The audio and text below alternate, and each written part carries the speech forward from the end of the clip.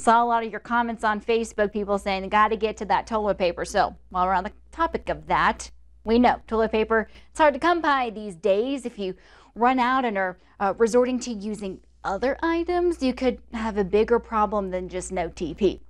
Jonathan Pulisic met with a local plumbing company to see what alternatives you should and should not use. That's right, Tatum. One of the most important things we're looking at when it comes to flushable objects is just how easily they break down in water. Now, I've got 4 different items that you would consider flushable: paper towels, Kleenex, toilet paper, and wet wipes. All 4 of these objects have been sitting in Tupperwares full of water for the last couple of hours, so let's take a look and see just how easily they break. Let's start with the toilet paper. If you look at the toilet paper itself, that's a very easy break, dissolves very, very quickly. Moving on to paper towels, that's not going to break down very easily. Kleenex, it's a little bit easier than paper towels, but not nearly as easily as toilet paper. And then wet wipes. These are not going to break down or dissolve at all. So I spoke with a local plumbing company to find out what kind of damages can result if you decide to flush something that's not toilet paper.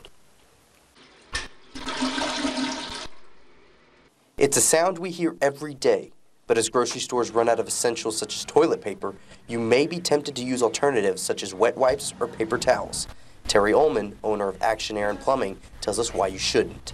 Typically, people use wipes, paper towels, hand towels, things like that, and they're using it as an alternative, but that is not a good alternative.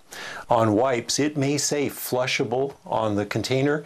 All that means is it leaves the toilet, but from there, it causes all kinds of problems. This is because those products don't break down, which can cause clogged septic tanks and problems for the city sewer plants. These things like wipes, they will never dissolve, and they build up. Even in the city sewer, it builds up in the lines, you have stoppage problems from plugging up. And if repairs are necessary, you could be looking at a pretty steep bill to pay. Well, from the simple side, just a stoppage could cost anywhere from, $150 to $250 to clear. On the other end, on the extreme end, on a septic system, it can be a whole new system. You're looking at $8,000 to $10,000. And as stores continue to struggle to keep up with toilet paper demand, Ullman believes that more calls will begin to come in. We haven't seen that yet, but this is only a few days into it. I'm sure we're going to start seeing it here pretty soon. Ullman also gave me this piece of advice. He said if you're going to use anything other than toilet paper, you're just better off not flushing.